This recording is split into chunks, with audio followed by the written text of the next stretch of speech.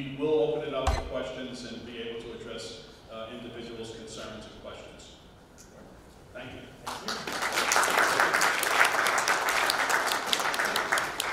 Good evening. Good evening.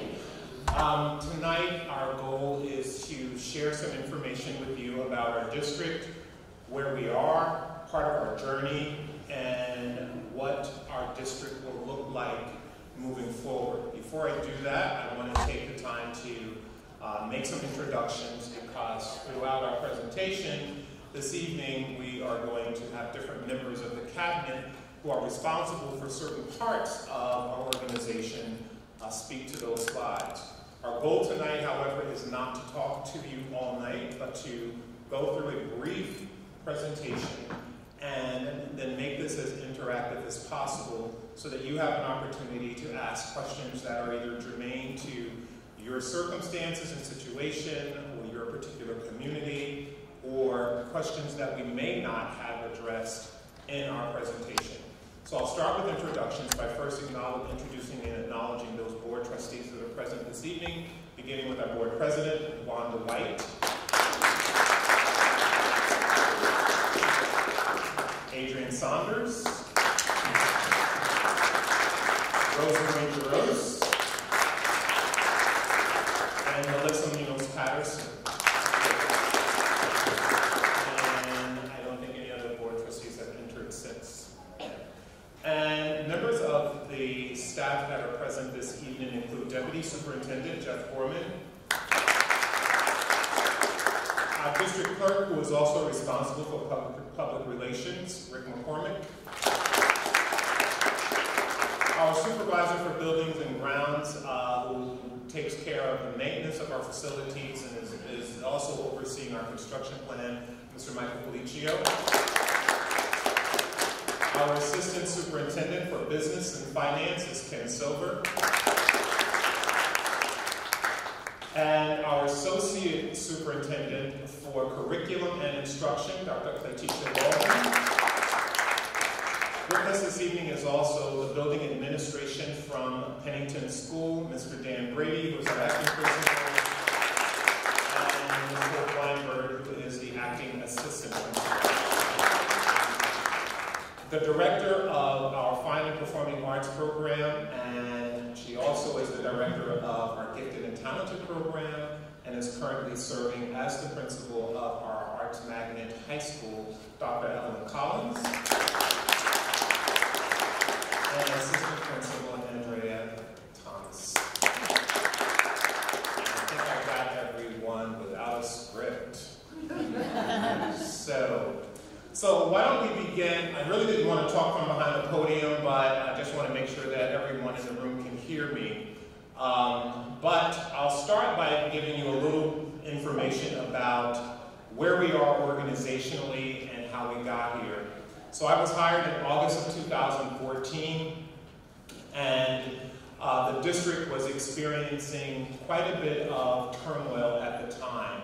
There was transition in leadership, there was an interim superintendent in place, the board was also going through transition, and as a result of years of that kind of transition, there was a loss of public confidence in terms of what our community members thought and expected of our school. A lot of it was perpetuated by some negative press and declining test scores and high incidents of student suspensions and acts of violence that were prevalent in our school.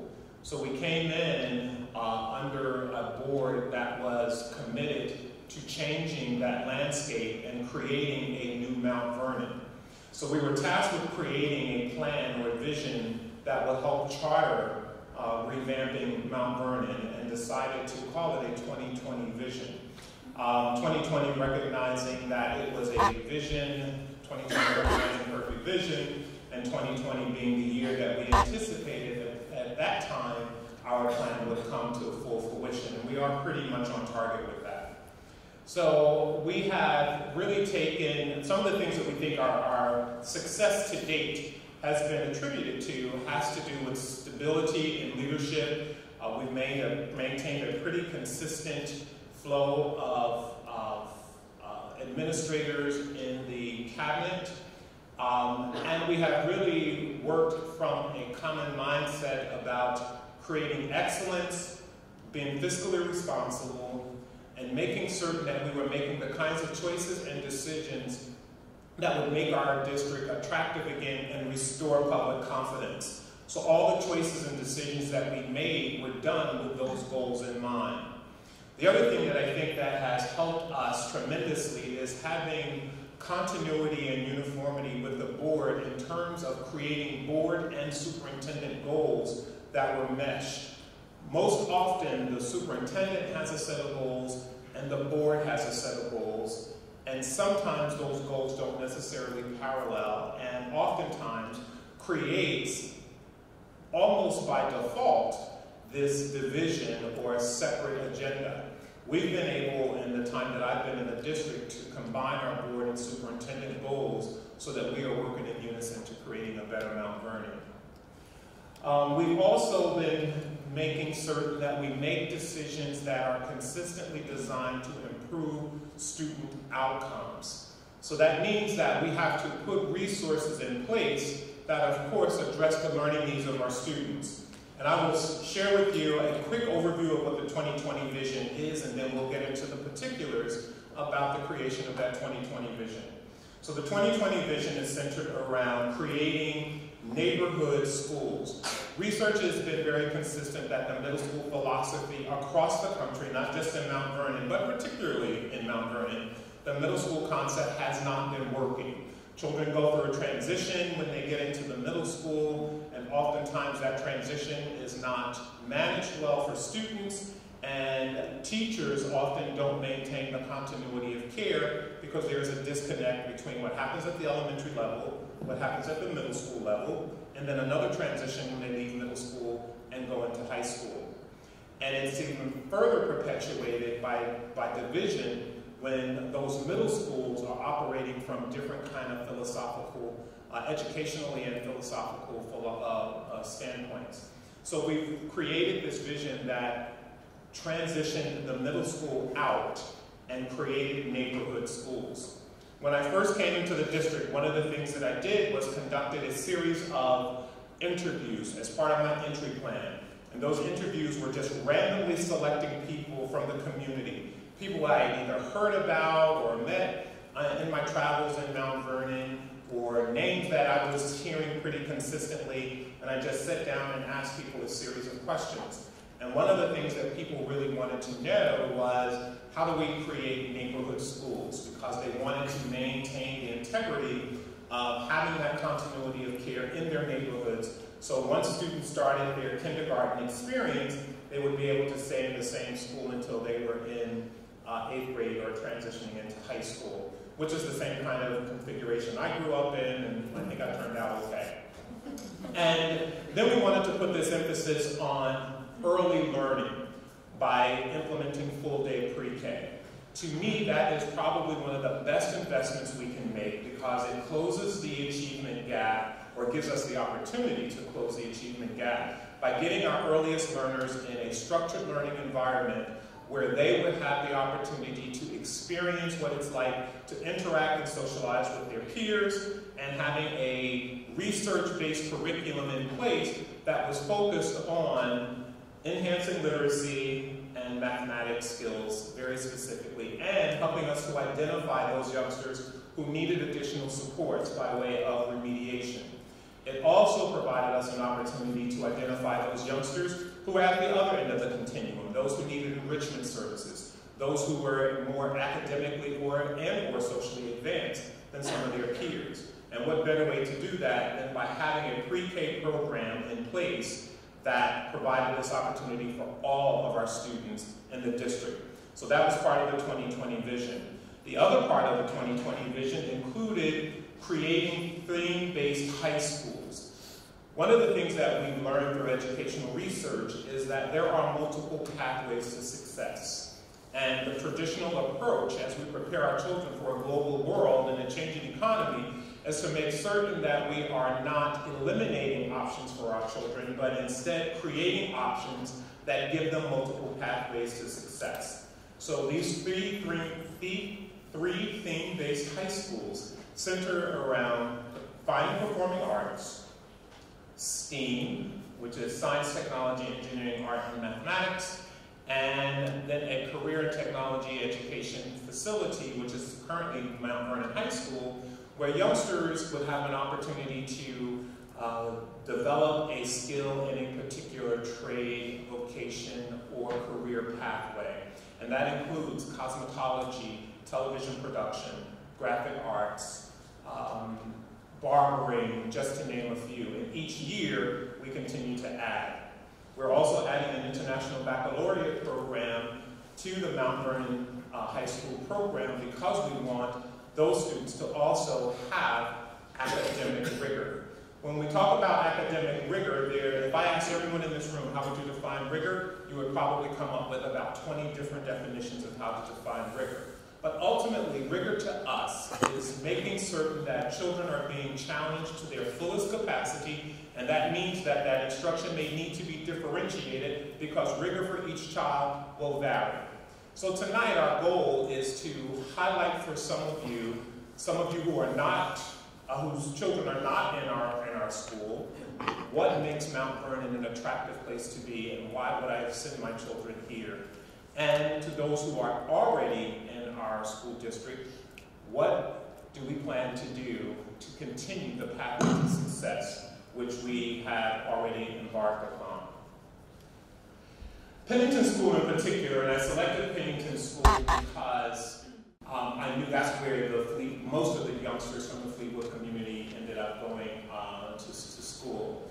I am sharing information with you this evening that is currently embargoed and not yet released, but when I came into the district, almost all of our schools were on the priority list, meaning there was a consistent pattern of underachievement, and the state had identified those schools as consistently failing or struggling schools. The report we received today, all of our schools, with the exception of one, which we're currently appealing because we think the data is inaccurate, is off the list and our schools in good standing. That is extraordinary news because what it says is that we have a recipe that is working, that the state has recognized our efforts, and that our progress has been consistently moving and trending in the right direction. That does not mean that we don't have a lot of work left to do. We do. And we are not at the finish line until every one of our students has demonstrated high levels of proficiency in language, arts, and mathematics in particular. But we are trending in the right direction and offering programs and services that we believe has made our district extremely competitive and provides for multiple pathways again for our students to be successful. So what is academic excellence? We have looked very carefully at research-driven programs. And the reform initiative that we are involved in, you know there are educational programs out there who will sell you anything.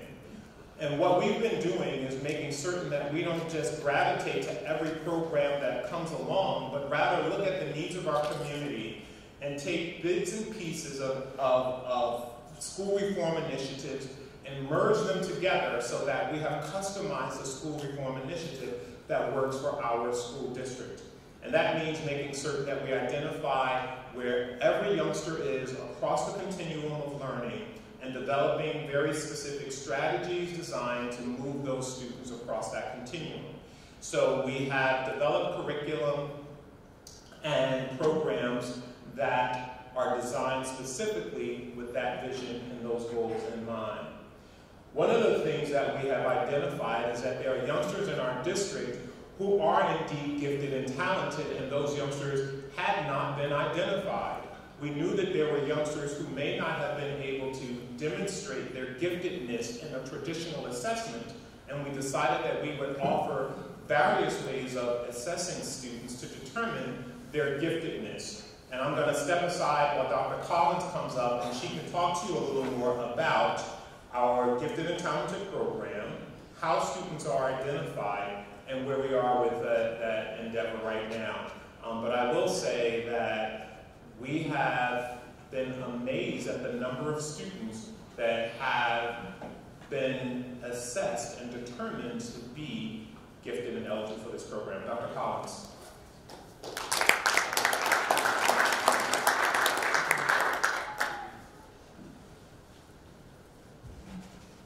Good evening, everyone. Good evening. We're very thrilled that we currently have 300 students in our Gifted and Talented program. We assess all second grade students and any student who's new to the district utilizing the Raven assessment and the OSAC assessment.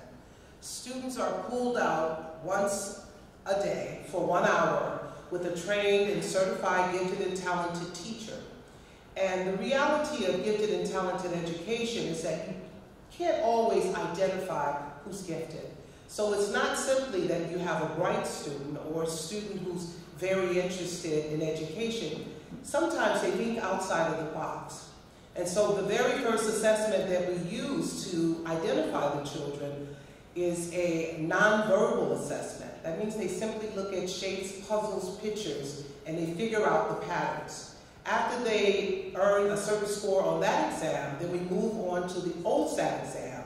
And that's using math, verbal, vocabulary, traditional means, and then we combine the score.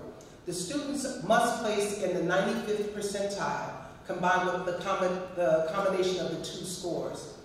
They have, this year we're working on who am I as a student. So it's not so much about connecting it to any assessment, it's allowing the children in grades 2 through 7 to understand who they are as a student. How do they learn? What are some of their positions about things that are going on in their communities, that are going on in the world? And we use science and we use art to explore that and to provide the children with a sense of accomplishment. And the majority of the students, if you speak to them, they will tell you they love their G&T class, they love their G&T teacher, and it provides them with an opportunity to be around other children who are similar in nature to them. So gifted and talented education can be discovered in terms of the arts. It could be athletic, it could be leadership, it could be mathematics, it could be literacy. There are about 11 areas that are available. So to take one child and say they're one particular way would not be fair to that child. So this year we have a teacher in each school. They pull the children out and they work with them for about an hour. Next year we're working to increase it to 2 hours a week, and then so on and so on. And our hope is ultimately to have a G&T teacher in each elementary school. Great, thank you. We'll be hearing more from Dr. Collins as the evening goes on, but while she was talking, I thought about a couple of things that I should have mentioned.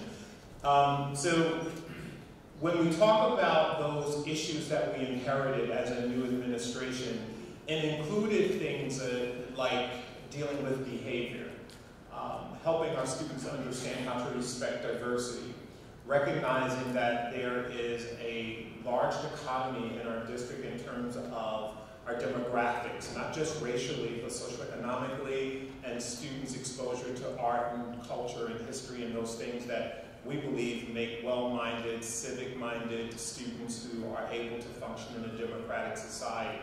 So we implemented a PBIS, which is a positive behavior intervention systems, and created a model in one of our schools that has been replicated now in all of our schools. In fact, it is a model in the state that has been recognized by the New York State Department of Education. But we're also rolling out a character education initiative to help combat the issue of bullying. Bullying is not exclusive to Mount Vernon. Bullying is happening all across the country in all of our schools, and it behooves us to recognize the importance of teaching our children how to resolve conflict, how to mediate, and how to have a different set of tools in their toolkit in order to resolve issues that they may face. I want to acknowledge another board member who is in the back. Dr. Ning has joined us. Good evening, Dr. Ning.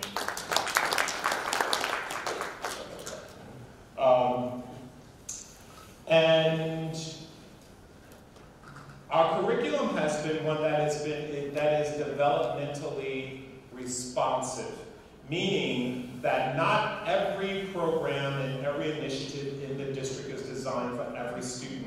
So we have a plethora of programs and services that are in place to ensure that teachers are differentiating their instruction. How do we do that? We've developed a very robust professional development plan in our district to ensure that our teachers have the best resources available to them. Now, part of our task has been to respond to the concerns of our community, look at the issues associated with our community, and do so in a way that did not increase taxes. So imagine the oxymoron, if you will, in terms of trying to address all these issues that we needed to fix, and do so within the confines of a state-imposed 2% budget cap and a community that has already been overtaxed, and we acknowledge that. We also inherited buildings and facilities that were grossly neglected over the years, to the point that windows weren't working, heating and ventilation systems were not operating properly, stairwells were not done. I remember my first visit in the district, I wasn't even hired yet, I was just visiting schools, and I walked around and there were holes in the wall. And just to give you a little bit about my background, I was fortunate enough to have a very diverse work experience. I taught in Newark, New Jersey, which is a very urban area. I became a district administrator. My first administrative job as a vice principal was in a community very much like Mount Vernon in Plainfield, New Jersey. I later became a principal there. So I was a vice principal in a middle school, principal in a middle school, principal in an elementary school. Then I became an assistant superintendent in Cherry Hill, which is a very large, very wealthy community in the southern part of New Jersey. And if you determine wealth, as many districts in New Jersey do, by the number of students that are eligible for free and reduced lunch, only 3% of the students in Cherry Hill were eligible for free and reduced lunch. So that gives you an idea of how wealthy that community is. 10,000 students in that community. I left Cherry Hill and went to another small community called West Hampton, which is a middle-class community. And I left there and became a superintendent in Monroe, which is a very large, very, very wealthy community as well. So I had the opportunity to work in the kinds of districts that span the spectrum in terms of wealth, diversity, and need. The reason that I share that experience with you is because I think that experience has prepared me to be in a place like Mount Vernon at this particular time, because it gives me the experience to recognize what would be acceptable in one community that would not be acceptable in another. And I go back to that comment that I started making about my first visit in the school, where I was in a building and I went into a classroom and there was a hole in the wall about this size, and I could not imagine how people could walk past this hole in the wall every single day and act like it was not there, and realizing this difference in what that must be like to be a parent in this community when there would never be that kind of tolerance for that kind of decay in our buildings in Monroe, where I came from. So that really said a lot to me about the kind of work that needed to be done in Mount Vernon before I even accepted the job. You know, I was quite happy in Monroe, quite frankly, but wanted to be someplace where I thought my presence and my experiences would make a difference in the lives of children. So we had to make an investment in our buildings, because I don't care how great we were doing in the classroom, at the end of the day, when people rode around in our community and they saw the condition of our buildings, they had a certain image, they had a certain perception, and that perception often left people feeling that we did not, our community did not value our schools, did not value our buildings, and therefore did not value our children. Those were the assumptions that you could make just by those visual observations. So we had to also decide we've got to do something about the infrastructure in our district and address the needs of our buildings. So the community supported a bond that we floated for $108 million. We knew when we put that bond out that it would not cover the years and years and years of neglect that had occurred in our buildings, but it would at least get us started so that we could start doing some things that would prepare our buildings for this new 2020 vision that would lead our children to academic excellence.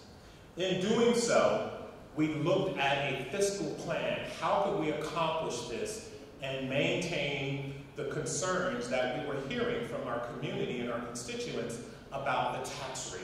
Mr. Silver will come up and talk to you now, our Assistant Superintendent for Business, about how we were able to do that and the history associated with creating a budget that addressed all these needs. So we added back guidance counselors that had been removed from our schools. We added nurses back in that had been removed from our district budget. We added programs and services, after-school programs, and did that without increasing taxes. Mr. Silver.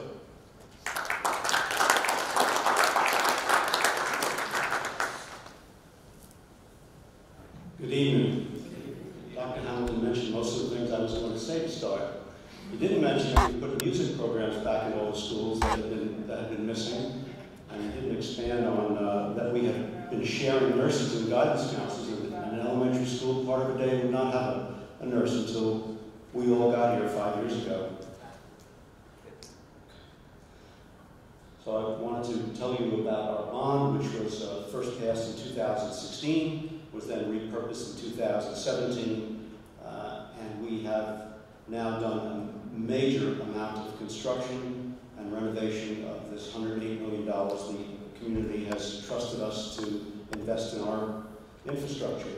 So we now have our biggest project ahead of us, that of renovating the Mandela School to make it into a pre-K-8 building. That is about to be underway. The Thornton project, Pennington project, you know about. In the last, as a matter of fact, today, as a result of having our bond rating increase to the highest rating it's been in the history of Mount Vernon, we borrowed $32 million at a very low interest rate. And the bank actually gave us a $4 million gift, which we do not have to pay back.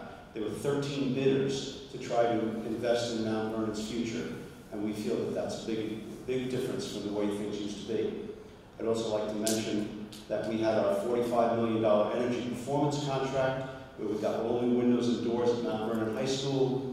We retrofitted or replaced 15,000 lights. We put switches in all the bathrooms and all the classrooms so that the lights go off by themselves, and we expect to be saving a great amount of money from our energy costs. We've also switched all of our boilers to gas. We have all new boilers in all the buildings, and it didn't cost the taxpayers in Mount Vernon 1 cent.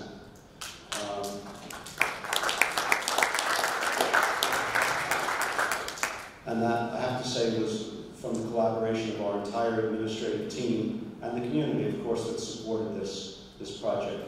So in terms of our budget, the tax rate that we inherited when we got here in August of 2014 was the tax rate that remained until a year ago, when we had 0.89, less than 1% tax increase for the first time in 4 years. And we know the taxes are still too high. We're trying very hard to have as little tax increase in the coming years as possible, but we recognize that there are increases that we can't avoid, such as retirement costs, health insurance costs, and we're doing our best to keep the costs down and make everything as efficient as we possibly can.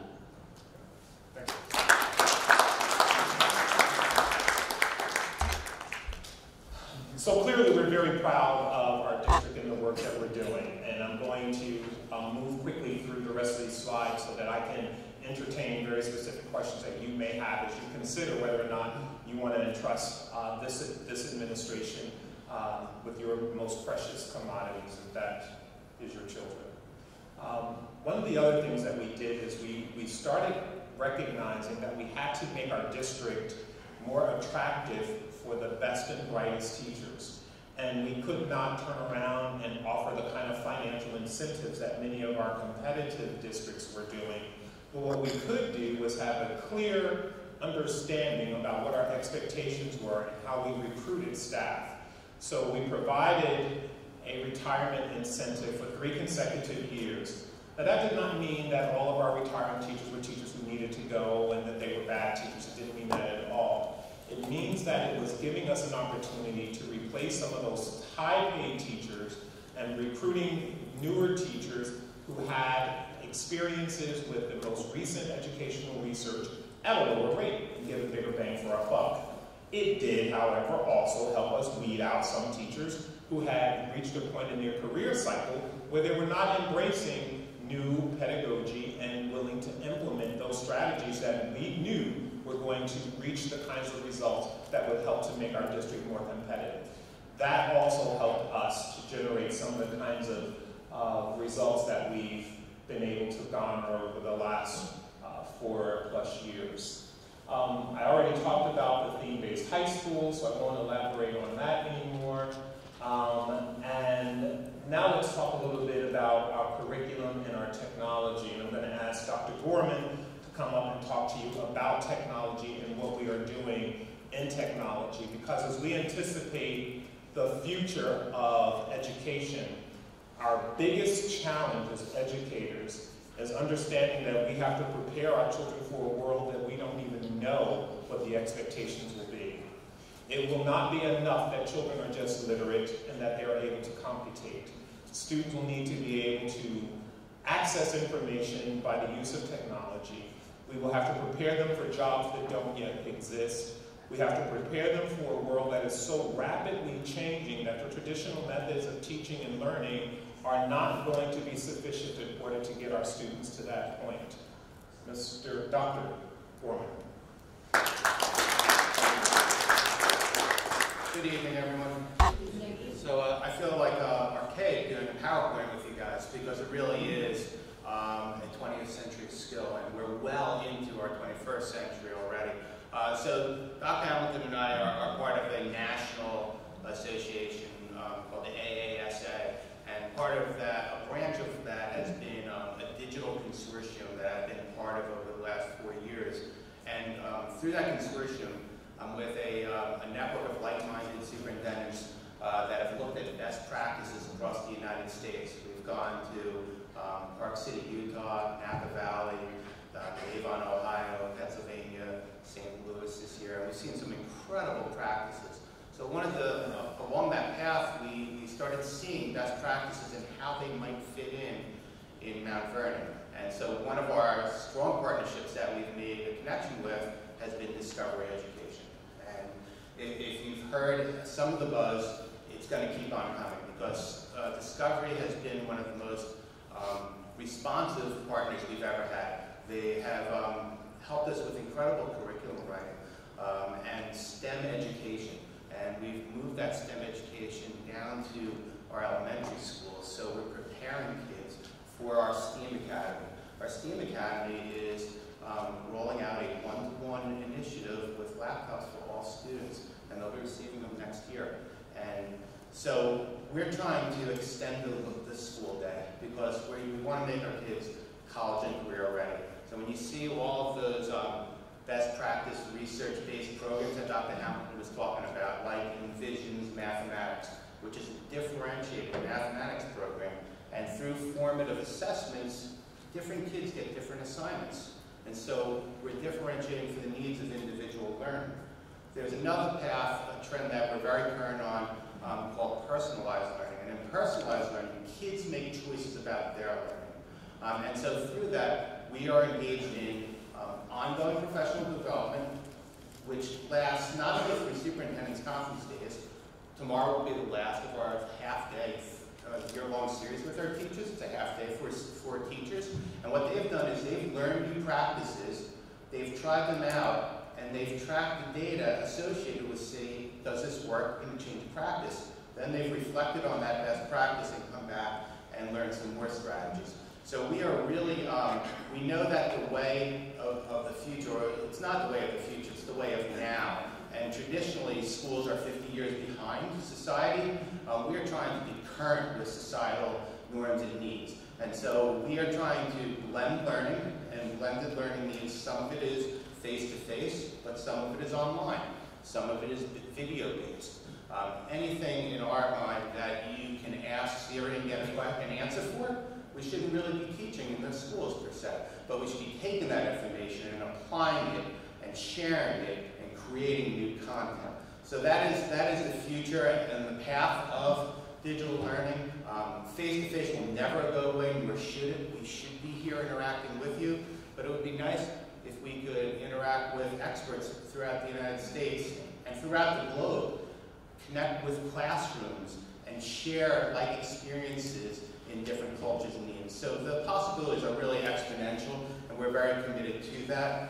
We are working on those paradigm shifts to change practices where you'll see station work with kids, where some kids will be on devices, while other kids will be meeting in small group instruction with teachers. Other kids will be doing independent research. Other people will be expanding, connecting with partnerships and businesses and communities. And so we're very committed to this path, and I think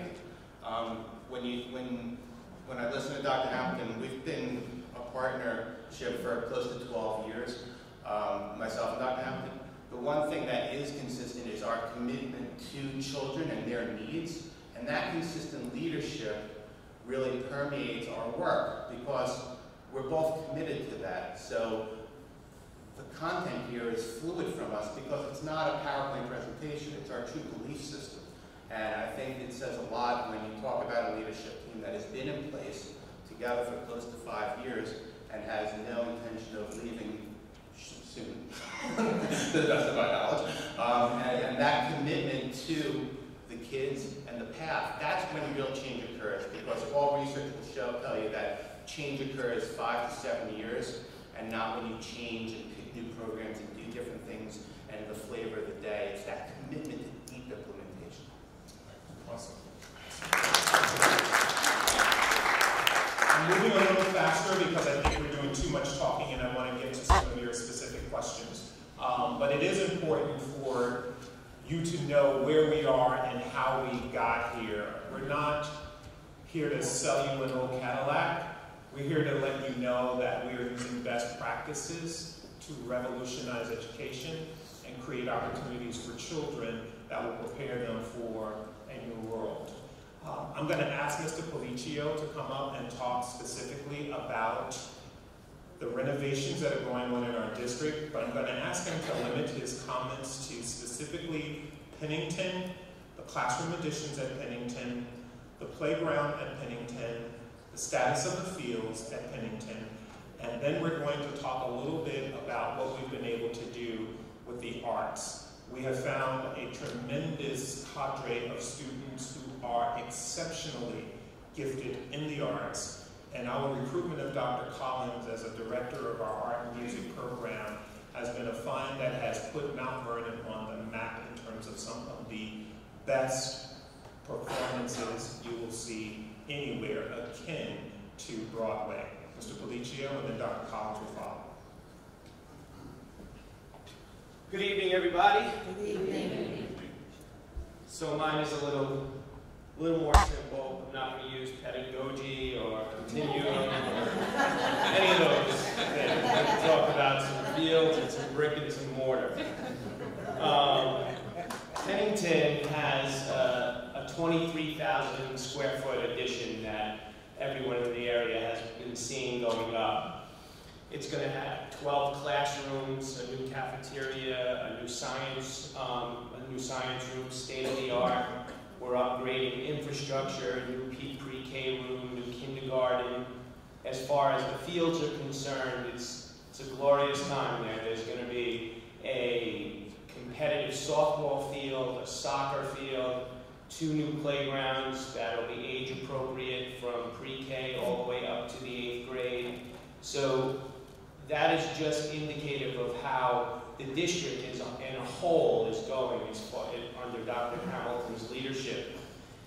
We have, we're moving in leaps and bounds here. The average age of our building is 80 years old, district-wide. So the infrastructure problems, as Dr. Hamilton has pointed out, are far-reaching, and the bond that we have now will surely make a dent in it, but this is a work in progress. And we need every single person in this room and every single person in the district to help us along this and tell me what you feel. Tell the administration on how things are going, good or bad. If I ask a question, I'm expecting the answer. If I don't like the answer, I'll ask a different question. but I'm here 24 hours a day. My cell phone is on my business card, and things are looking up here. So thank you very much.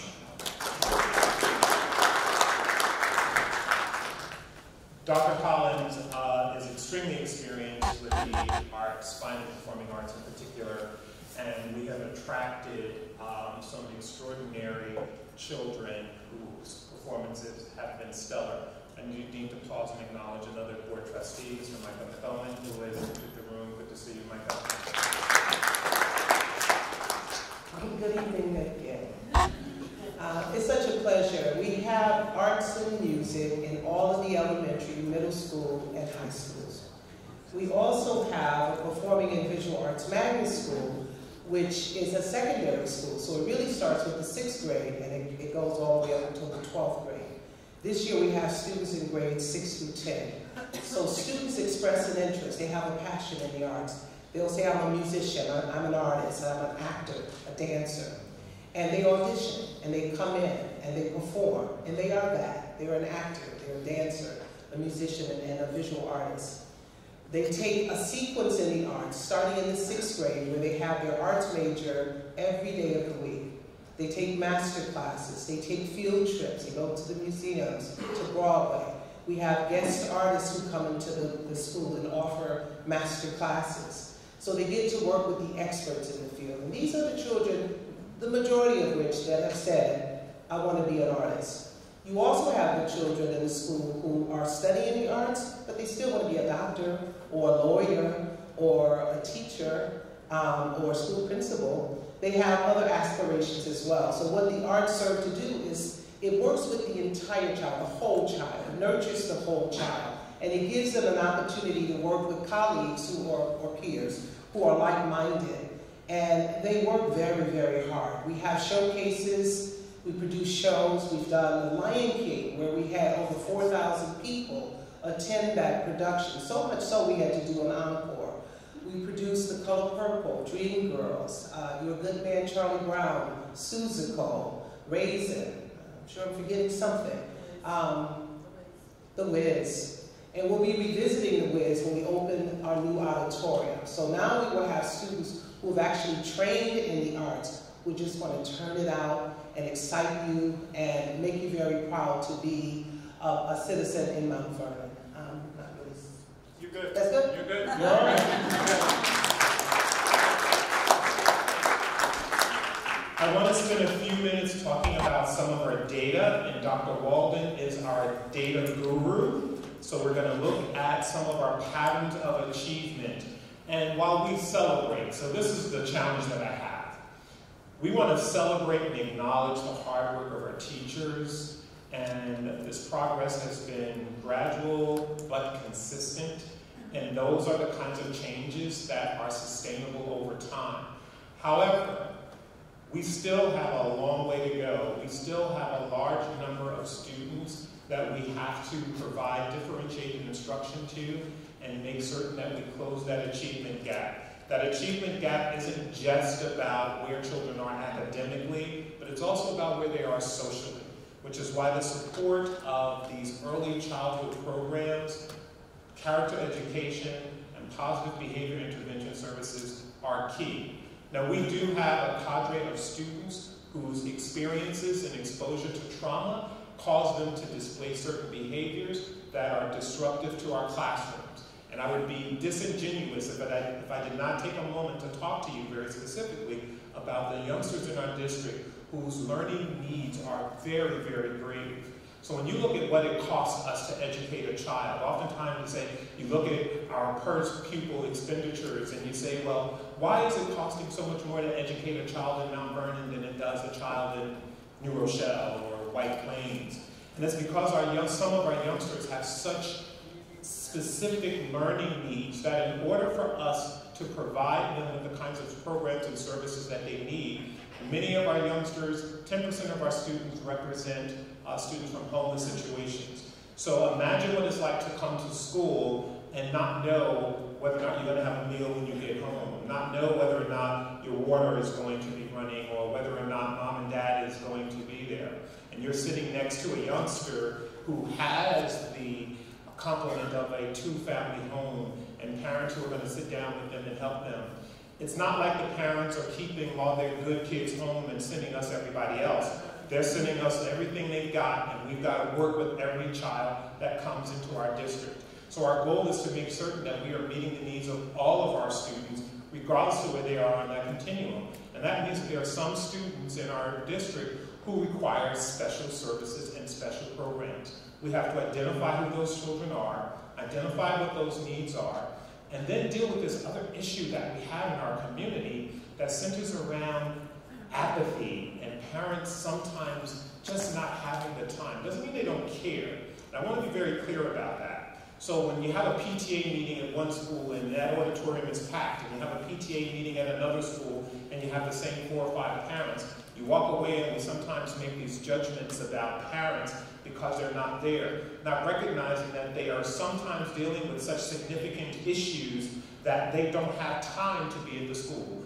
Doesn't mean that there isn't a way to build a better partnership with those parents. So we brought in parent liaisons who serve as a conduit between home and school. They help our parents navigate the system. They help our parents find resources that will help connect them to social service agencies, or to communicate with the teacher that they may be having a difficult time reaching, or to have a conversation with the principal around a very sensitive or controversial issue. And they serve as that liaison between home and school. That has been an invaluable investment in what we are doing to revolutionize and change the landscape of our district. Dr. Walden. Thank you very much. Dr. Hamilton has shared the great vision, the 2020 vision. It's about our continual growth and improvement. I'm very excited to share and to emphasize that upon Dr. Hamilton's and the Cabinet's arrival in Mount Vernon, many of our schools were identified by New York State Education Department. However, Pennington and a number of our other schools are in good standing. And what that means is the academic progress and the level of student proficiency has increased to such an extent that New York State Education Department is recognizing that growth and progress and has said, thumbs up, you're in good standing in the various subgroups. So what does that mean? 2015, our literacy rates were at 23%. And if you notice that just a few years later, we've gone up 15%. And that is really through the work of concerted leadership, our school leaders, professional development, data analysis that has brought that growth. In mathematics, Dr. Gorman has alluded to the various curriculum and instructional changes. So we instituted a differentiated mathematics program, Envisions Math. And one of the things I want to emphasize is the ability of teachers to utilize data in the classroom in order to ensure that our advanced student, as well as our struggling learner, has their needs being met. Now, students, and I'm very excited about this because credit is given when we allow our youngsters to have the opportunity to advance. So our middle school students, our 8th grade students, have an opportunity to gain high school credit in middle school. So if you can go back, one of the things I want to share with you, the tremendous progress of our students. 70% of the students in Pennington alone pass the Algebra 1 regions. That means they're starting ahead of the curve. And 81% of our students taking living environment past that. That's levels 3, 4, and 5. That means they have met and exceeded the level of proficiency. Imagine, even in foreign language in Spanish. So our students here in Mount Vernon have the opportunity to earn 3 high school credits and 2 high school regions.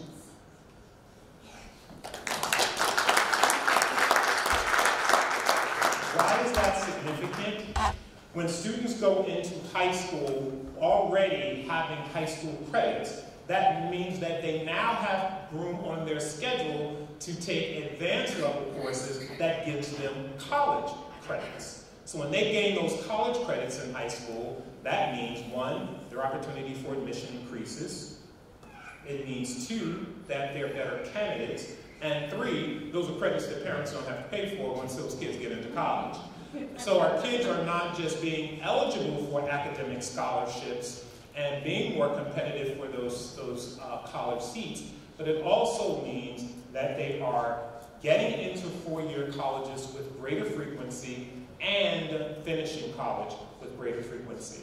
So I'm going to ask Mr. Brady to come up and talk about some of the things going on at Pennington School specifically, and explain to you how Mr. Brady came to be the acting principal. So we're experiencing some transition, Mr. Brady, come on up. We're experiencing some transition at Pennington School in leadership, and I asked Mr. Brady to step in this acting capacity because he is a rising star amongst our assistant principals. He accepted the challenge with the appropriate supports and has made some incredible strides with making Pennington a very welcoming environment, supporting the district initiatives, and moving forward with a very progressive improvement agenda. Mr. Dan Brady. Not quite sure I can be as eloquent as Dr. Hamilton, but I'll give you my best effort. So at Pennington, essentially I was slated at the beginning of the year to act as the assistant principal at the Mount Vernon STEAM Academy. I had the privilege of coming up under Ms. Sharon Bradley, who is a veteran administrator within the district, and really had the opportunity to grow and learn and take best practices from her and see what it took to run a successful school. Since then, I've been able to transition into Pennington, which I feel extraordinarily lucky to be in because it is, in my estimation, the best elementary school in the district. The community, the staff, the students, everyone has been warm, welcoming, and just excited about learning. I think we started the school year off with a bit of trepidation in terms of who am I, who is this new leader coming into the building, what do we have to expect? And I think everyone has risen to the challenge in terms of coming together as a unified force for the betterment of the children and to help to grow and continue the trends towards student achievement. So at Pennington we have Academic Power Hour, which is an after-school program which targets specific students. We call them bubble students that are just on the cusp of reaching the next proficiency level on the state exams. Additionally, we have AAS, intervention services, to again continue to support our struggling students.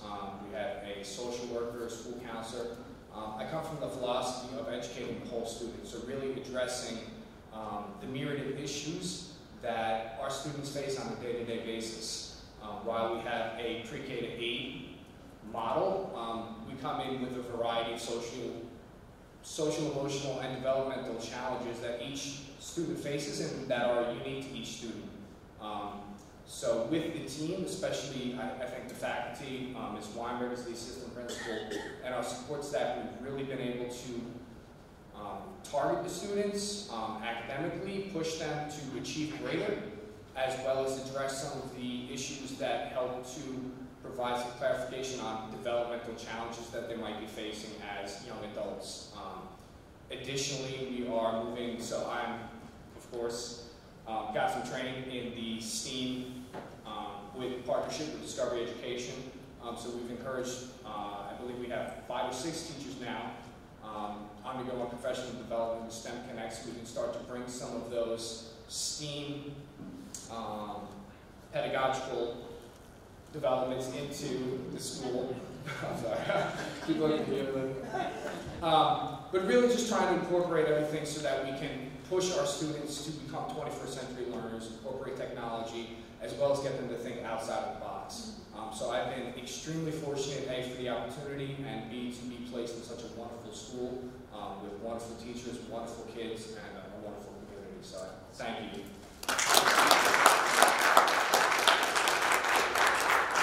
And I can write up Mr. Brady's evaluation tonight.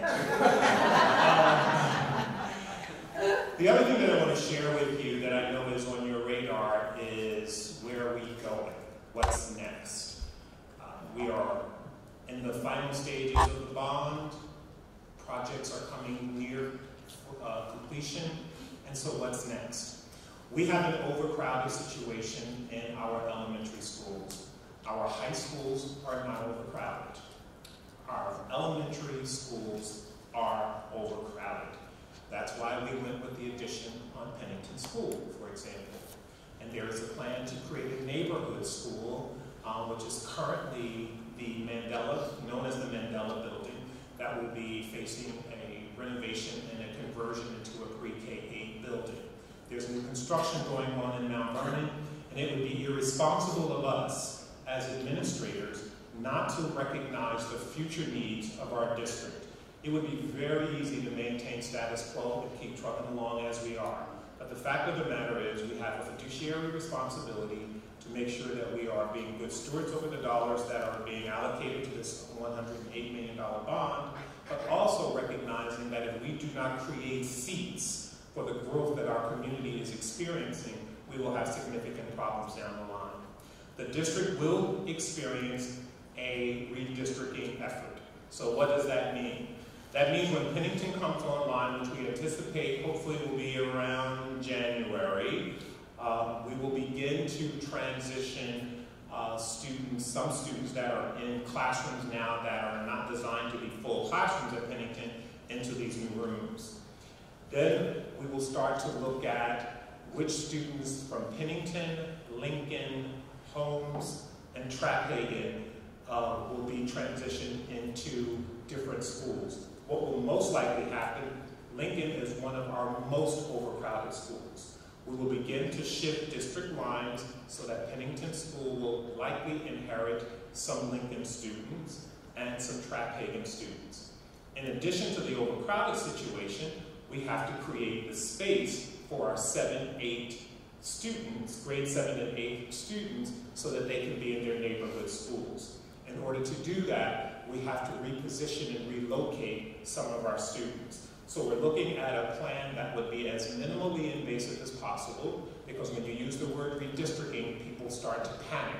Will my child be moved out of his neighborhood school? That could happen. That is part of the process to bring the 2020 vision to fruition, because we have to create space so that the schools that are currently overcrowded have space to accommodate their pre-K through 8 students. Now, our pre-K program, which is a full-day preschool program, is not daycare, it is not babysitting, it is a rigorous curriculum-based program designed to get all of our students ready for kindergarten. That means their learning experiences are rich experiences, and while yes, there is some tactile learning that goes on, and they have nap time and playtime, they are learning to read and write and computate.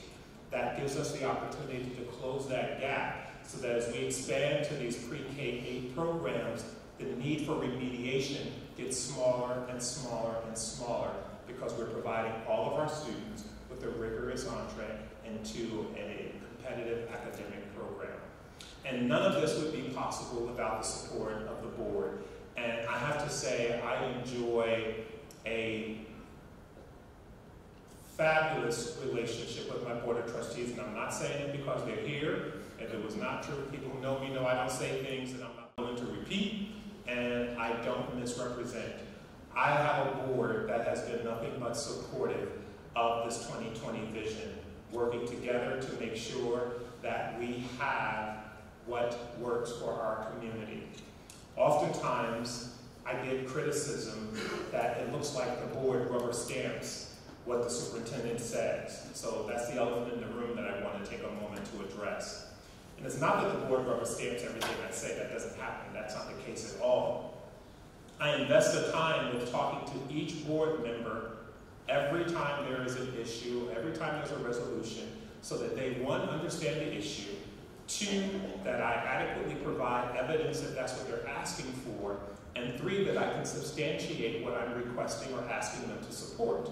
So that by the time we get into the public, We've done all that behind the scene work to get that evidence together for them.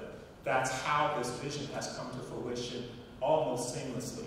That's how we've been able to create this fiscal plan for academic excellence that has become a model for other districts. We are at a point now where we are hosting other districts who are coming into Mount Vernon and asking, how did you do this? How did you get your swimming pool open?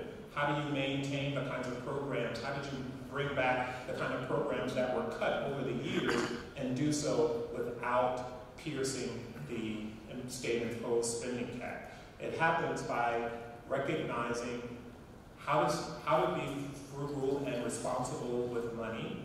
It comes with support from the Board of Trustees about how we agree to spend those services and being consistent in the execution of the 2020 vision. So, having talked now for about an hour, I would gladly entertain any questions that you have. And if someone wants to moderate or you just want to just raise your hand, I'll be more than glad to, except for Mrs. Crump. Mrs. Crump, how are you this evening? I'm well, thank just that, you get a hard question. So, I am live streaming, you know, so I did ask live stream viewers if they had any questions that they could ask, and I would try to ask them. But I did also ask them to please ask questions that they would ask if they were actually physically here, and that's pertaining to the presentation. See, I shouldn't have cut you that slack. All right, so the question is, actually it's I guess it's a question comment. Yes, can you ask about the college relationship that we have if it is not mentioned? We have some wonderful connections to higher education that students can take advantage of, and I'm not sure if you mentioned that, so. Oh, great question, thank you for that. I did not mention that, and I appreciate that opportunity. Yes, we do have partnerships with colleges. We have a partnership with Mercy College. We have a partnership with Concordia College.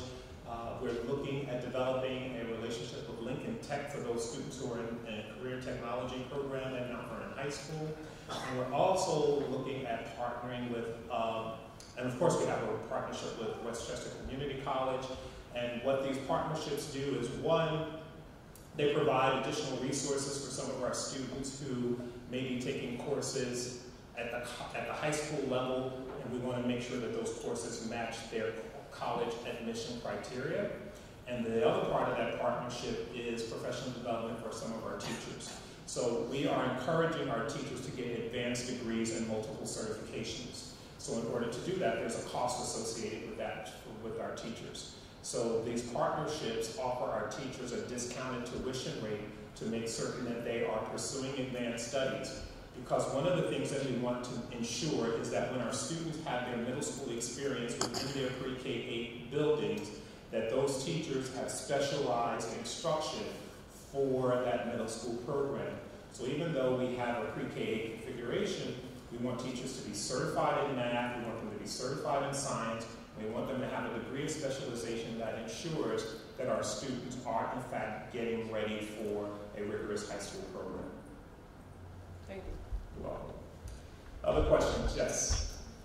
I know there was a disagreement between City Hall and the school district as far as granting pilots concerned, as far as undermining the future of the tax base for schools is concerned. I'm wondering where that currently stands. Thank you for that. It is still in litigation, so I do have some limitations, but I'll give you a little background.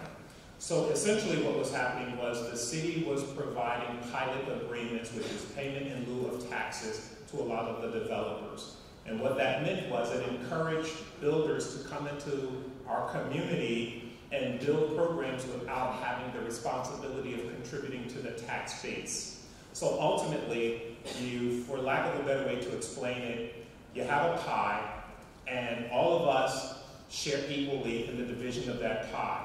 But 5 other people come into the room, they get to share in the pie, but they don't have to pay their costs for the cost of that pie. So the district decided to file a lawsuit against the city to hold the city accountable for, one, going back and revisiting those programs and those projects that were not contributing to the tax base, and 2, putting limitations on the city's ability to expand and continue to offer the pilots without that tax obligation to the city. And the reason that's so important is because as these new buildings go up, they contribute to the tax base, they bring children into our district, and it's only right that they also share in the cost of educating those children. So that is the basis of the pilot agreement, of the pilot litigation. There has been some progress made. The city has made some payment on some back taxes that as a result of the lawsuit. We have not yet reached full agreement on the second part of that litigation. Yes, ma'am. Can you talk about to what extent bullying is a problem in the schools and what is being done about that? So I meet with a group of students every month. I have a student advisory group, and there are representatives from all of our elementary schools and all of our middle and high schools at this point. And that's my opportunity to really hear directly from students in terms of what their experiences are like. Bullying is a real issue. Now, we may say that when we were in school, you brush it off, somebody calls your name or whatever, suck it up and move on. But now, children are having serious reactions and experiencing trauma because they're being singled out because of various reasons. So bullying is a significant issue in our school. Our children are not as resilient as we might want to think that they are. What are we doing about that organizationally is PBIS is really designed to help our children develop the skills where they understand and recognize diversity, which is the catalyst for a lot of the bullying, but more importantly, holding students accountable and teaching them how to mediate conflict that they have with other students. We're also implementing character education, the pillars of character education that center around respect, diversity, mediation, those skills that help our children become better citizens. So every youngster in our district, every guidance counselor in our district is trained in how to facilitate character education and to help train our youngsters. Our parent liaisons are also providing that support to parents. Whenever there's a bullying incident, we are obligated by law to investigate that bullying incident and to take appropriate action. Now, when kids are small, kindergarten, first, second, third grade, you can generally mediate and get kids to kind of shake hands and life goes on. As they get older, 5th, 6th, 7th grade and into high school, it gets a little more challenging in order to get students to a point where they understand and resolve their differences. So that requires a different skill set. We have SROs, school resource officers in our schools now who help us with that. They are not there to police our children. In fact, we've been very clear about that partnership with the Mount Vernon City Police Department, that they are specifically trained not to be policing our children, but to teach our youngsters how to develop relationships and seek out adults when they feel that they're being bullied, or to train our teachers on recognizing signs of bullying before it gets to that point. Okay. Yes? We have no after-school education. There's nothing. We've been asking now for many, many years. There's one program for students in need of remediation in the upper grades. There's literally nothing for after-school help. Okay, so every school gets funds called Title I. Title I funds are allocated to buildings based on where children are across the continuum of support. And principals make decisions about how to utilize those funds. Most of the time, those Title I funds are used to help those youngsters who are on the cusp, which we talked about earlier. And then we are looking to expand activities so that there's an intramural sports program, there's chess clubs, so there are programs that are being implemented in the upcoming school cycle, so that, in the budget cycle, so that those students in schools like Lincoln, for example, where they don't have as many programs, where they don't have, the principals are required to develop programs within the construction of their budget for the following school year, so that there's parity across the district in terms of what those after-school programs are for each building. So while Lincoln may not have as many programs, they do have some. I know they have Power Hour, which happens on Saturdays. I know they just had an extraordinary math night. It was a one-shot. It was a one-shot deal where there were over 300 parents that attended that night. So there are programs there, but in terms of chess and sports, games that are available to students for a recreational program, principals are going through their budget defense rounds now to plan for those programs next year. There's a committee of the board that is in place that is designed specifically to address after-school programs and expanding activities for all of our students. Yes, sir. To Steve Hess from Keller Williams Realty, to potentially address the after-school, the bullying, and the arts program. Has there ever been any consideration given to a martial arts program, which might sound counterintuitive to some people, but actually it teaches self-discipline, respect for others, and many, many other skills that... So, no, there hasn't been.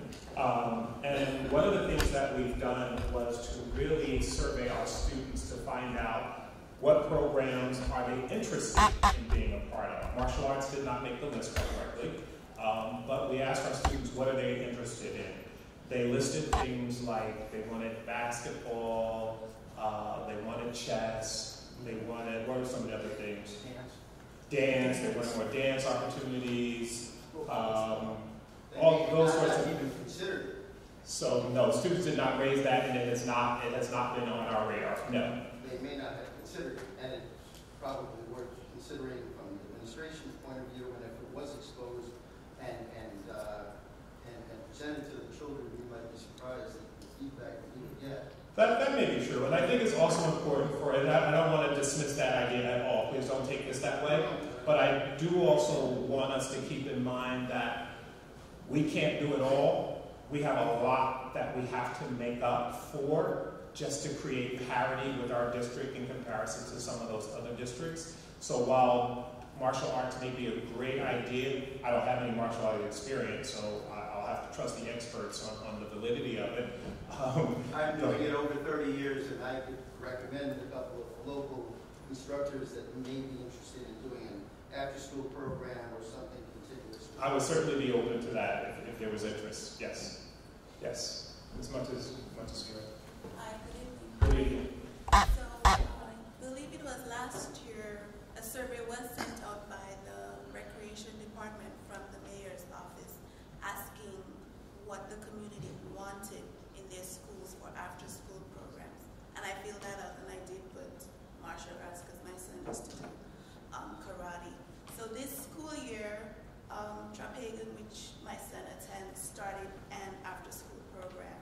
And I was super excited because I have been petitioning for it. I'm a working mom, and from 3 o'clock, I had to pay someone for daycare to have. So I was super excited that they started the after-school program at his school. However, I am still disappointed in this. There's a communication disconnect from our school, from the district, in informing parents about what's going on.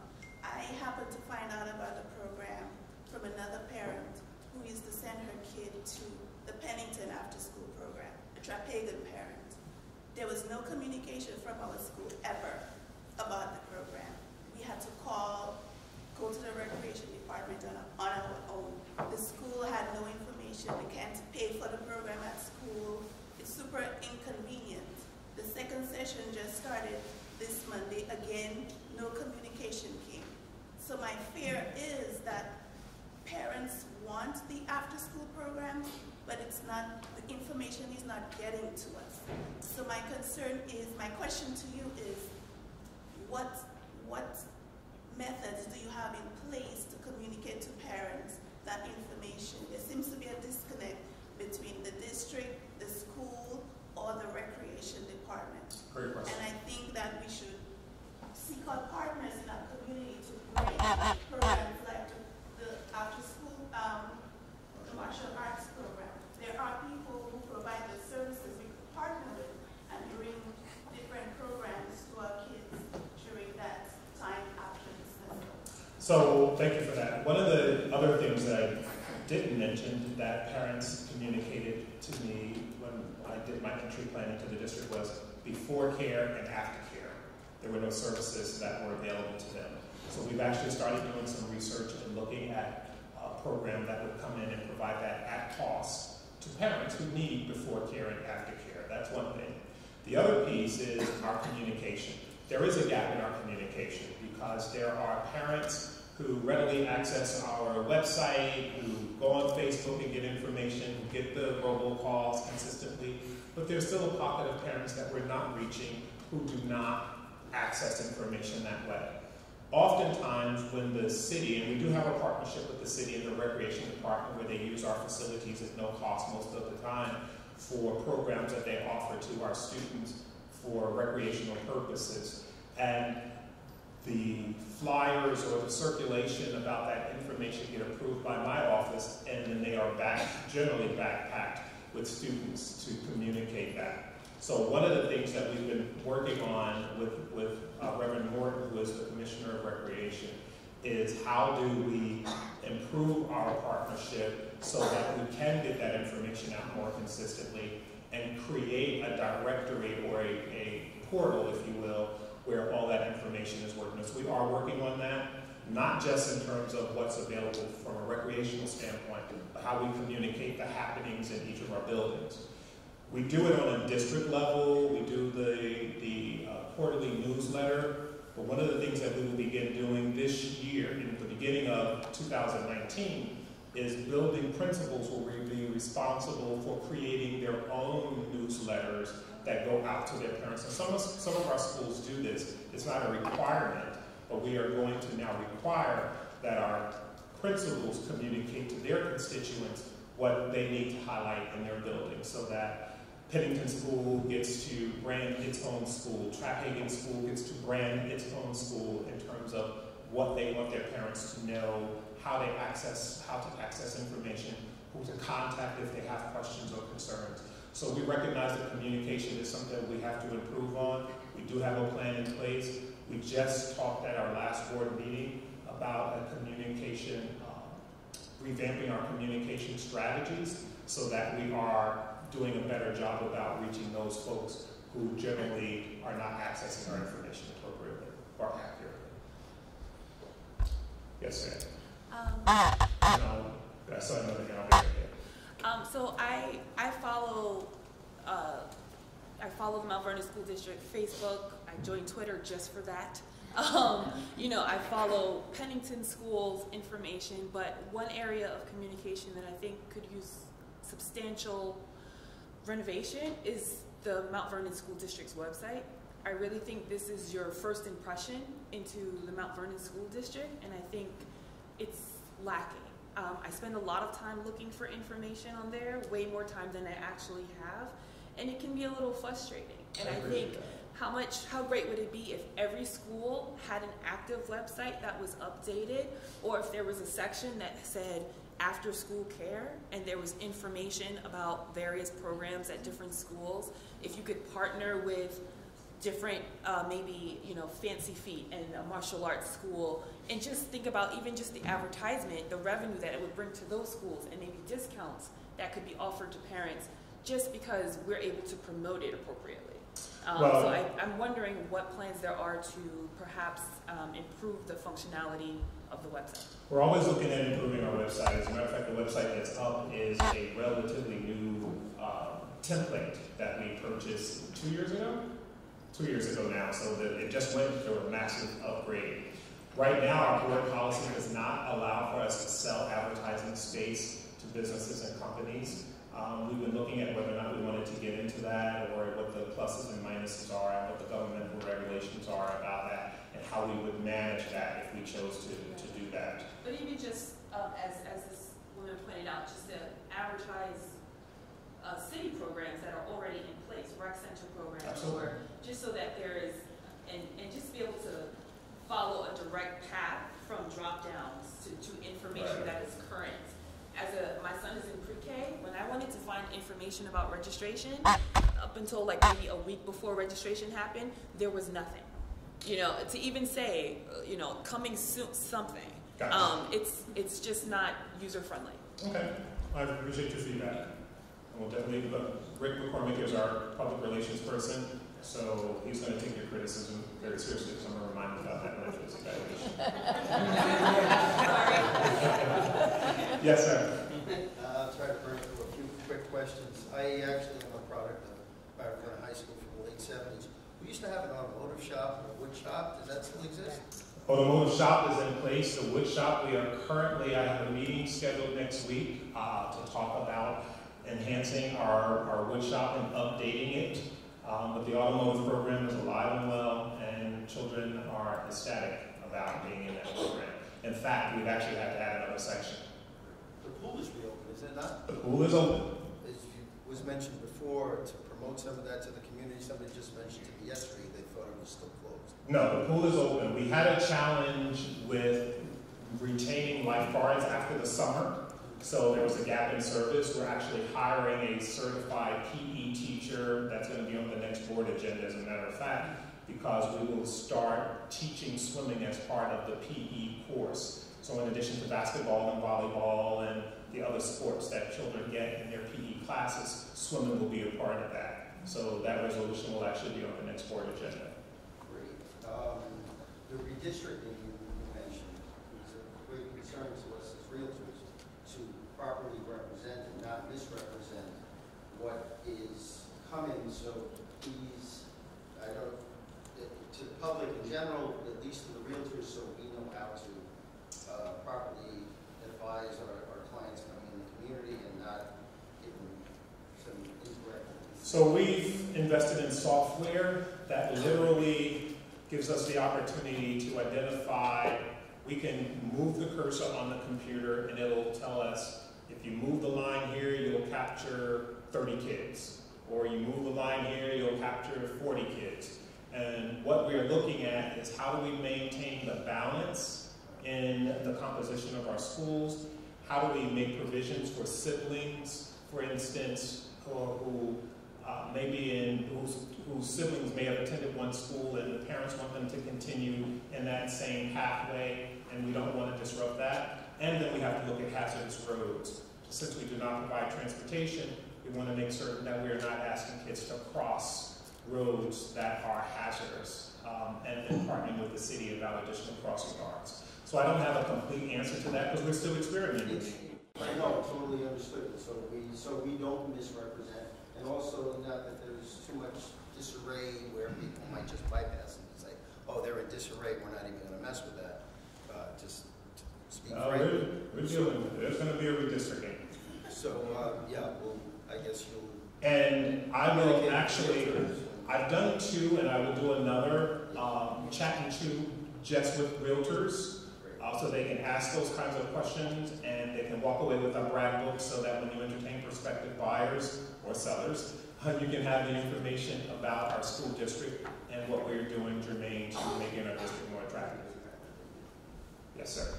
And then one more question, because I think I'm, all right. If you have time, I just want to keep it moving around. Okay, very well, fair enough. Yes, Thank you, Dr. Hamilton. To your PBS response, I think it addresses some of what you mentioned in terms of social challenges within the community. And I remember about 7 years ago, as PTA president at Mount Vernon High School, I was introduced to PBIS. And my understanding of it then, unless it's changed significantly now, is that it's going to be culturally irrelevant to this community. So it may be why we still have challenges in terms of conflict mediation, etc., in our community, amongst our children especially. And I would advise doing much better in terms of actually messaging, whether it's PBIS or something, hopefully much better improved. What are the needs of the community? Meaning, town hall meetings like this are actually, very effective. It's nice that this is at least the second one I'm aware of this calendar year. Not one has been conducted on the south side that I'm aware of. So hopefully we can rectify that. Going forward, I think if we actually also conduct a better ongoing communicative effort within the community, I think we'll have much better good faith, attempts at what the community tells you that they need. So whether it's curricular or otherwise, I think we can actually get more communication from more engagement. I appreciate that. To wit, I'd like to actually bring up the fact that as a Cable Television Advisory Committee member, I'd like to repeat my demand that this, either in your responsibilities, Dr. Hamilton, or in the board, somebody do something about the 2-member allocation that should be representing the school district on the Cable Advisory Committee, the one organization that represents all 3 elected bodies except the comptroller in the city. And yet our Cable Advisory Committee has no 2 delegates from the school district. That's an issue that actually is important because at some point when council appropriately communicates with the mayor and we get the franchise agreement signed, you'll have the appropriate mandate from Verizon and Spectrum to feed all signals to the community and every school district property, including the Armory and the Dole Center, which are city properties. You'll have people like Ms. Mondesir who'll be able to see whatever community generated, governmentally generated, or school district generated transmission feed that could be graphic or video sent to actual monitors in the place if you choose, or to the website.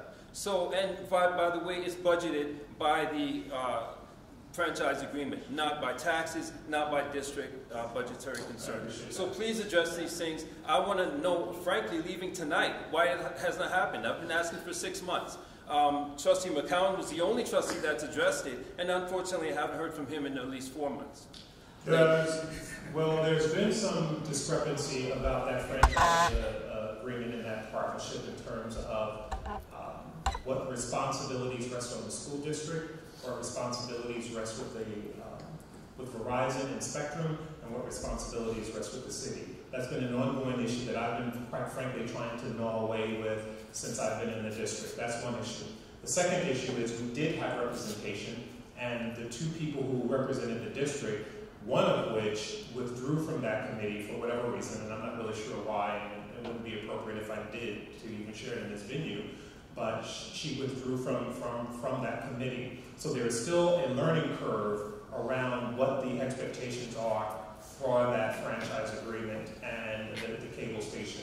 In terms of PBIS, I beg to differ. We have seen a dramatic decrease in suspension rates and discipline referrals where PBIS has been implemented with fidelity. So much so that the state has identified Mount Vernon as a model district. So our principal, who has been recognized by the state as implementing PBIS with true fidelity, is training other people and providing state workshops on how to do PBIS effectively. So there is some significant results that we are seeing from the implementation of PBIS.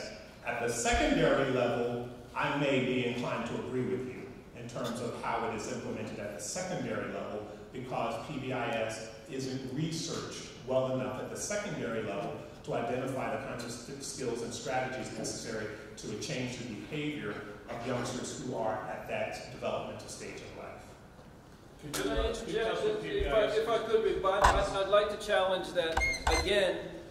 Whether or not the marketing aspect of PBIS is good enough for the state, our actual community members, our parents, for instance, and again, I appreciate that you concur with the secondary level of application, but the tactical rollout actually matters more in the parents' homes, in the actual minds of the parent. So regardless of what happens on paper, we actually would like to know, as a parent, as a community member, would like to know what PBIS is, how has it been developed, how is it relevant to this community, so that this community can know, talking to each other, how is PBIS relevant to our children. So I'll end on that. I appreciate that. Yes. So I'm sorry, but I just need to know what PBIS is. Positive Behavior Intervention Services. And essentially what it is, it's a philosophy around rewarding children for positive behavior as opposed to the imposition of consequences for negative behavior. It creates a culture in the building where adults, teachers, and students use common language about recognizing positive behavior and rewarding students accordingly. So everyone in the building, from the secretary to the custodian to the cafeteria worker, has a series of strategies and skills that they use to help effectively manage student conduct, and even how adults interact with each other as they model positive behavior. And in spite of the disagreement that Mr. Monroe and I may have about it, our statistics demonstrate that we are seeing positive results from the implementation of that program.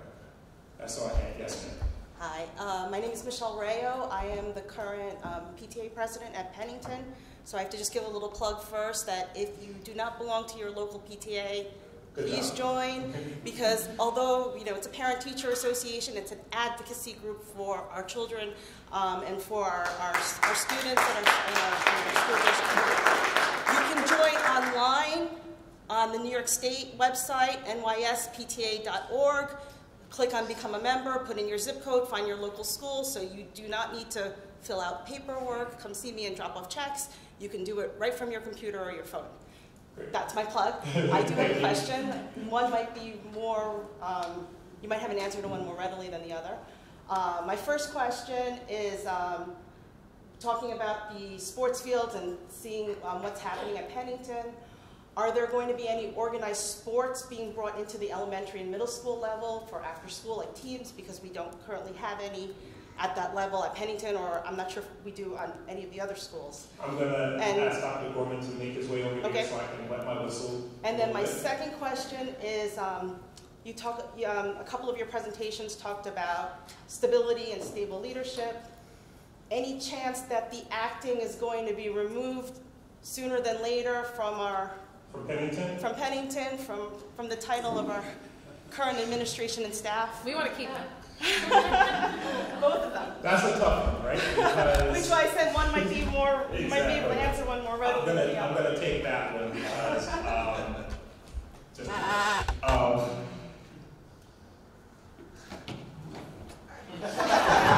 And you put you on the spot, but it was just a public way to let you know how happy we are with the current. This is in the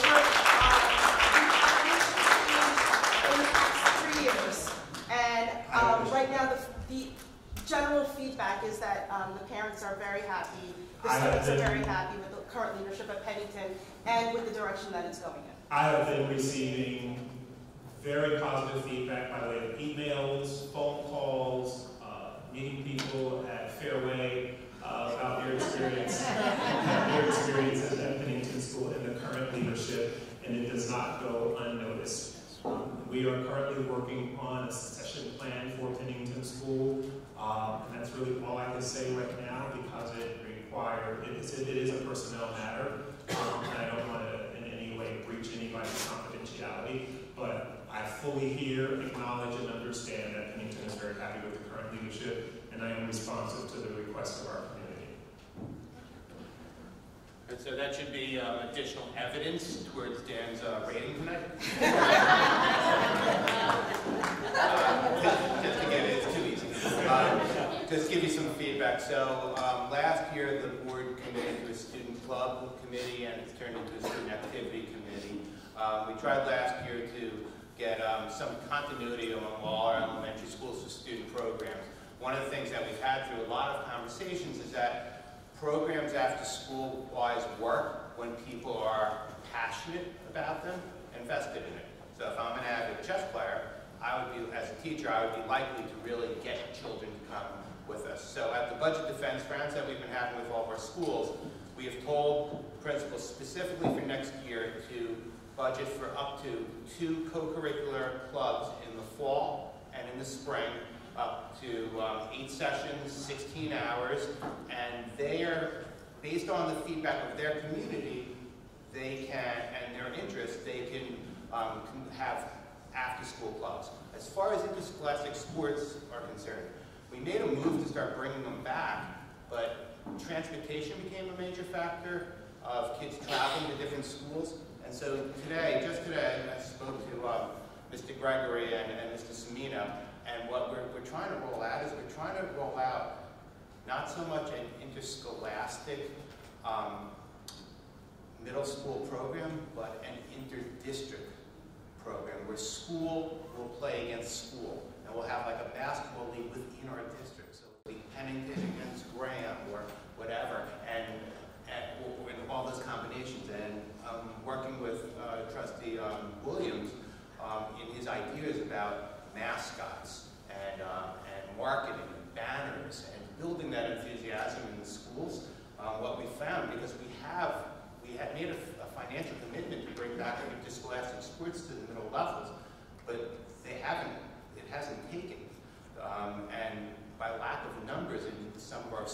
besides. Besides basketball, we have track and field, I believe, in the spring, and some programs. They're there, but they haven't been well attended because of the interest of either traveling or having a coach passionate that's recruiting kids. But we're definitely seeking ideas and trying to come up with ideas to get more kids involved in after-school sports and after-school clubs. That's a commitment that just won't happen tomorrow, but it is an ongoing commitment. And I know there's evidence of it because after every budget defense meeting we've had with principals, that was a discussion on what specific clubs will be going into their budget for next year. That's a start. So we're going to take a couple, one or two more questions, and Aiden, go ahead.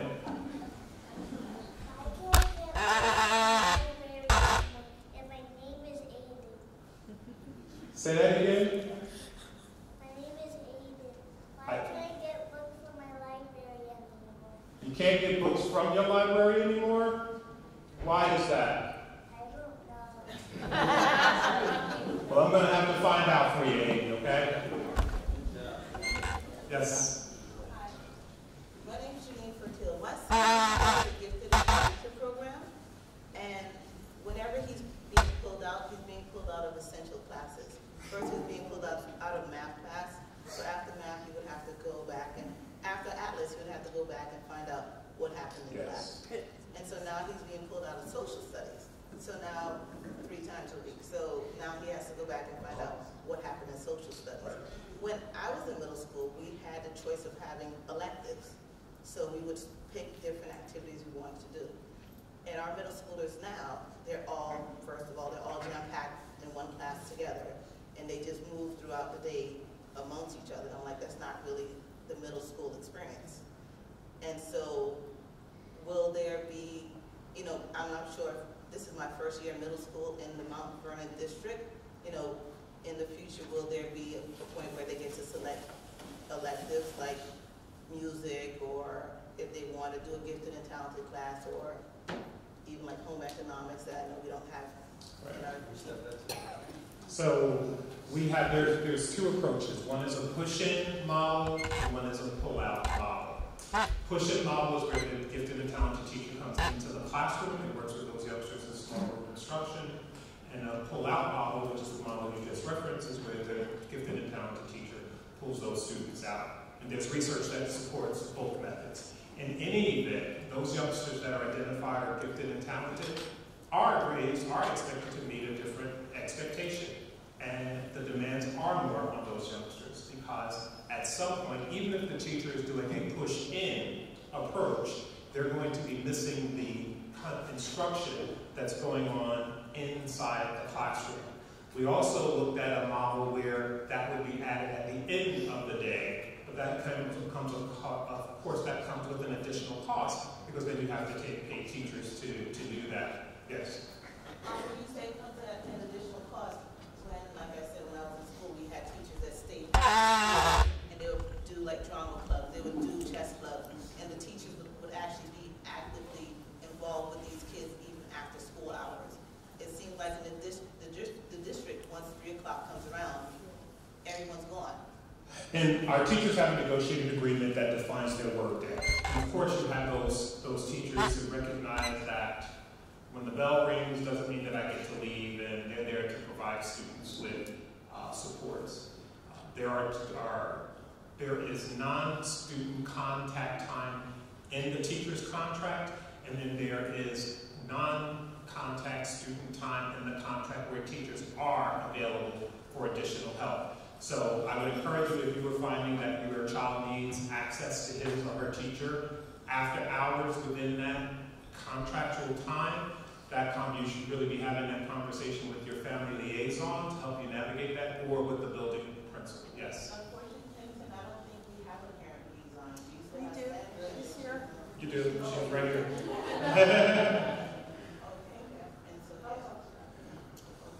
I saw another hand up. Yes? Good evening, Dr. Hamilton. Good evening. First of all, just let me give my compliments to yourself and the cabinet for the work that you've been doing in the district. I'm Talbot Thomas. I'm a resident and a proud member of the Mount Vernon High School PTSA.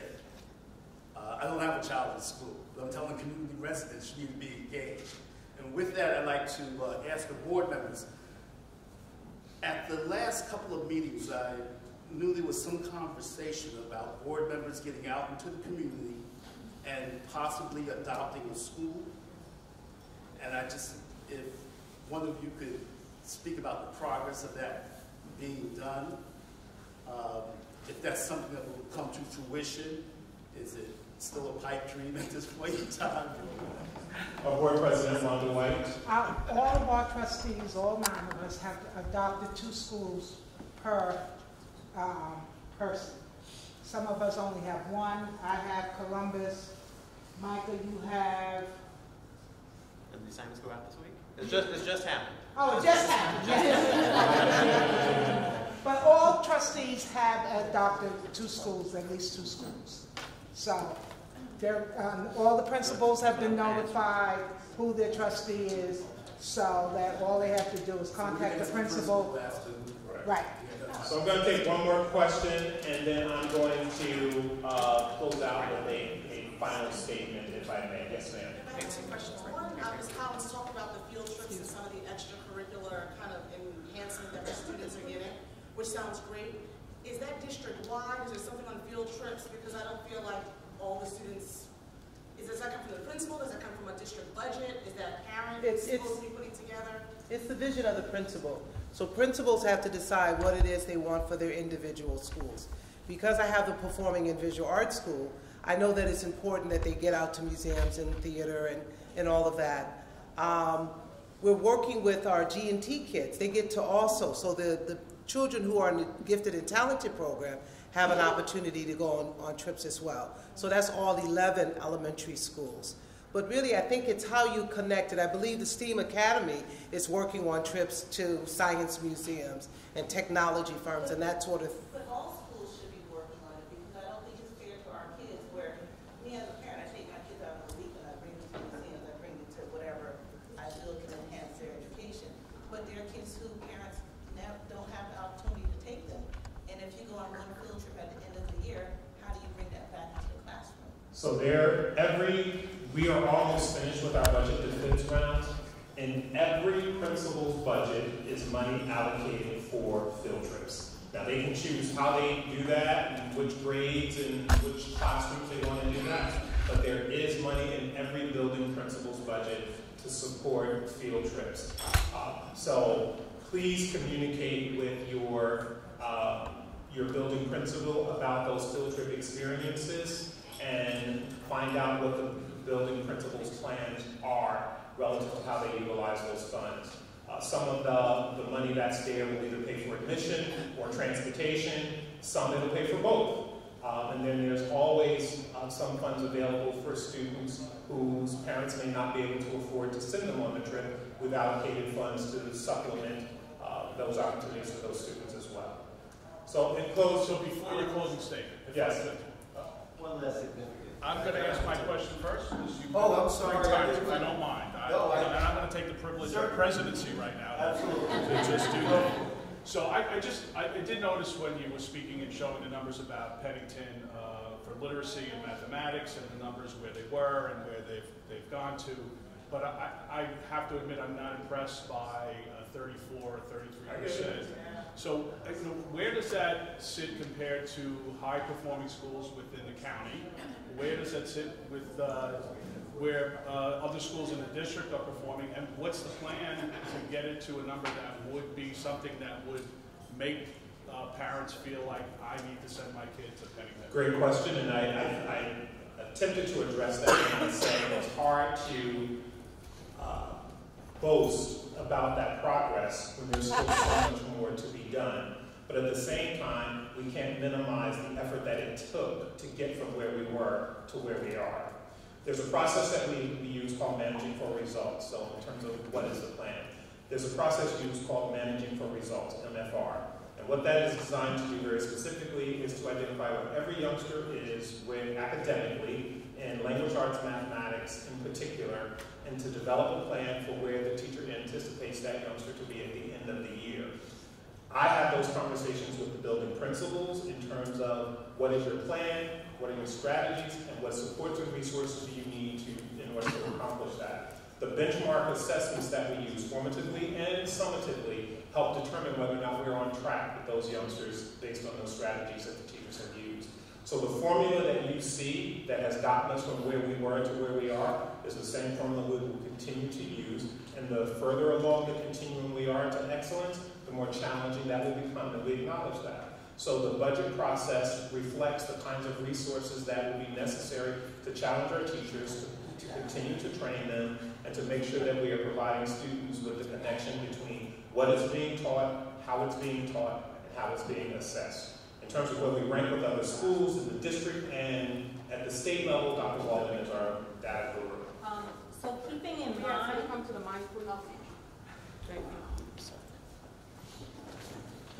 So I echo your sentiments.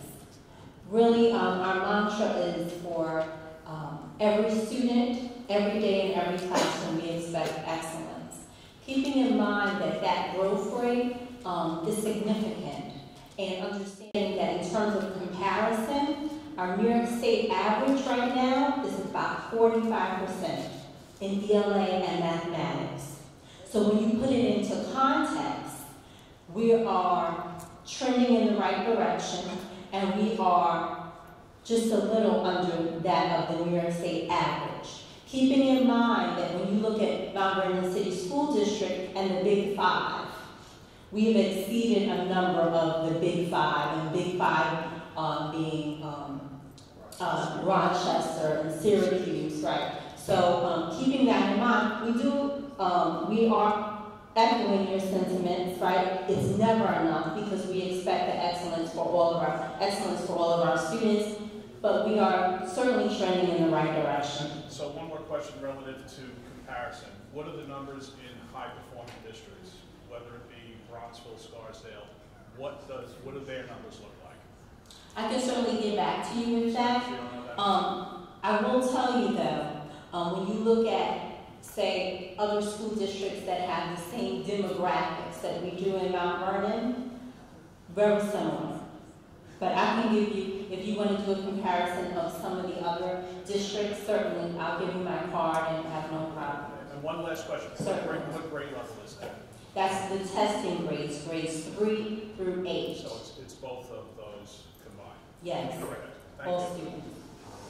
All right, sir, I'm going to take your last question, and then I'm going to close out, and when people are starting to leave. With regard to the budget and the ability to have the resources for our students, is there any kind of a liaison existing with, say, the city of Mount Vernon regarding development? There's this conflict, of course, of pilots and giving away the store. There has to be a feasible, financially feasible project for somebody a developer to build, but at the same time, that is maybe the best way and the biggest impact we can have in the community of offsetting some of these residential taxes that are disproportionate to, say, Edgemont, when I took my 3 children 15 years ago, and the taxes there are still less than if I picked that house up and put it in Mount Vernon. Not your fault, I'm just bringing up a point. So if we can start to, and Mount Vernon has stifled development unfortunately for many years, and we've had some fits and starts, and we've got some development going on as we speak. So if there could be a collaboration between the board and the city of Mount Vernon and powers that be, that might have the biggest impact to help offset the strain and the budget concerns. The mayor and I have a great relationship, and the board is not opposed to that kind of partnership. And the board is not opposed to development.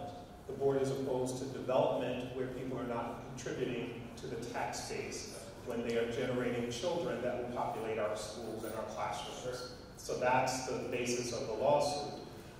In terms of the growth in the city, I asked the mayor not to be the superintendent. He asks me not to be the mayor.